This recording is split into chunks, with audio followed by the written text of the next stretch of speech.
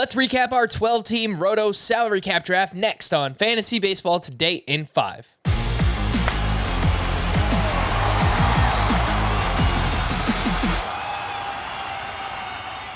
Welcome into FBT in 5. As always, make sure to follow and stream us on Spotify. Today is Tuesday, March 22nd. I am Frank Sample, joined by Scott White, and this draft was done using the standard $260 budget for salary cap drafts. And let's take a look at Scott's hitters that he wound up with on this team. No surprise, Salvador Perez and Dalton Varsho as the catchers, Luke Voit, Jonathan India, Rafael Devers, Javier Baez, Nicky Lopez, and Josh Bell in the infield. And then in the outfield, we've got Avisail Garcia, Teoscar Hernandez, Alex Kirilloff, Brian Reynolds, Fernando Tatis, who will hopefully return around June, and then Frank Schwindel in the util spot. Scott, what do you think about this offense on your team? I really like it. I think there's a lot of balance here. I ended up with more stolen bases than I normally do in a standard snake draft. It felt like they weren't.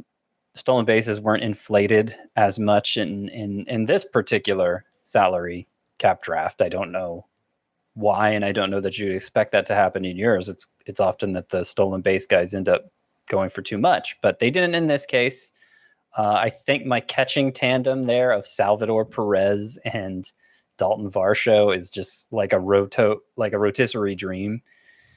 Because obviously I've talked before about how Salvador Perez, I think, is the best singular advantage you could have at any position. And Dalton Varsho sounds like he's going to be like the everyday center fielder for the Diamondbacks, making occasional starts at catcher when Carson Kelly needs a day off. And if he's getting that much playing time as a catcher eligible player, and by the way, one who steals some bases, I don't know if there's a second catcher I want more than Dalton Varsho. So I do like that tandem a lot.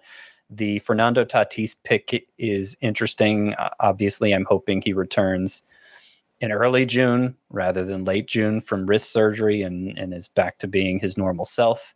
That was a $17 bid. And part of the reason I was willing to do it is because the first round caliber bats were the players who most exceeded their projected value here. They were bid up relative to what I feel like they should have been.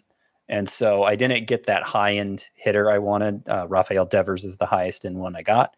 So I liked getting Tatis with the idea that at least for 2/3 of the season, hopefully, I will have that second elite bat, one who contributes across all 5 categories. So overall, I'm really happy with it. All right, let's take a look at your pitchers here, and you wound up with Zach Wheeler, Adam Wainwright, Pablo Lopez, Noah Syndergaard, Nathan Eovaldi, Yu Darvish, Aaron Savale as your starting pitchers, and then you've got Alex Colomé and Andrew Kittredge as 2 potential closers. Wheeler could be an ace if he's healthy. Obviously, he's dealing with the shoulder thing, but what do you think about the pitching, the way it turned out here, Scott? I'm pretty happy with it too. Not quite as happy with my hitting, and that's understandable because my top 3 pitchers there, Wheeler was 24, Darvish 13, Pablo Lopez 12. So that's a combined $49 on my top 3 starting pitchers. But I think I got good bang for the buck pitchers there. I mean, Darvish, he looked awesome in his first spring start, and we know what kind of potential he has. I think if you're going to go a little light on aces, he's a good pick in this format because even if he does struggle, the strikeouts are going to be there, and strikeouts are what you're going to be chasing the most if you go light at starting pitcher. I also think Pablo Lopez, for however long he's healthy, is basically going to perform like an ace. Adam Wainwright as my 4th option there for only $7. He was a top 10 pitcher in this format last year and was just as good in the pandemic shortened 2020 season. So obviously some risk there, but I think the upside, I think if you're going to go light at starting pitcher, a group like that has the sort of upside to justify it. And, in addition to the 2 closer candidates you mentioned, Kittredge and Colomé, I got a few others in the reserve rounds too. I got Chris Stratton of the Pirates, Robert Suarez of the Padres. So there are a few there. I've hedged my bet and given myself a chance to compete in saves. All right, let's wrap up here, Scott. 30 seconds or less. Favorite bids? Which ones do you like most? So I think the Darvish bid at 13 was one of the better ones. I like Tatis at 17. Just in a shallower league like this, it's worth going all in for the upside. Javier Baez at 15. That was one of those. How do I get a potential steals guys like that? Like, why is his value not being pushed up? And of course, he's versatile second base and shortstop.